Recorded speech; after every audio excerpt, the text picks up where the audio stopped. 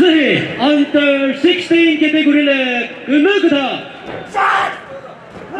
Thuputha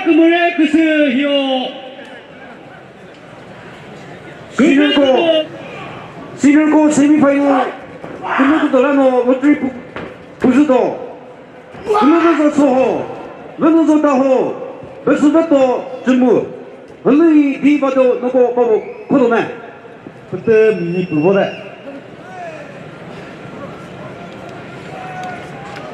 Ladies and gentlemen, we are now witnessing the first semi-final match of the Under-16. In the red waistband, we have Mr. Zhoveto Kezo, hailing from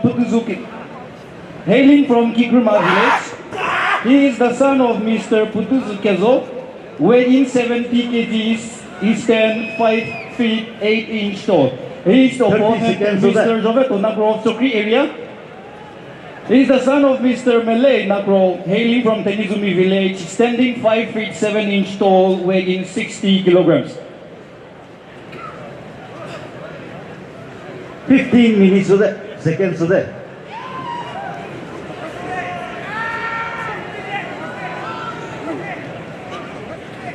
5 seconds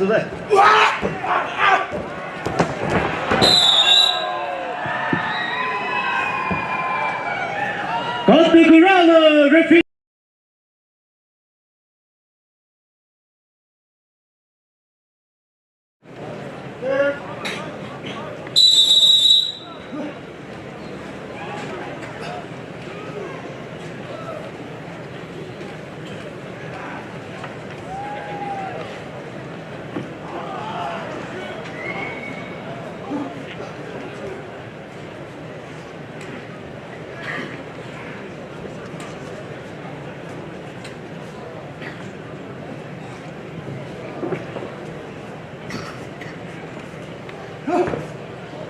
Senior semi-final lottery position hibin pundare Mudozo Tetseo progetto Gulubezo Soho Zhoveto Nakro progetto Lui di Madio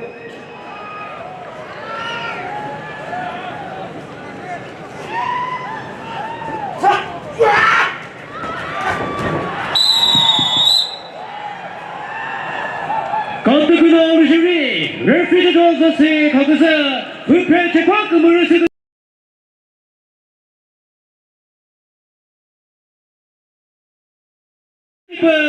ブムシグジ、ヘトナ、ブルトラフィックムムインしてた。ブクレト、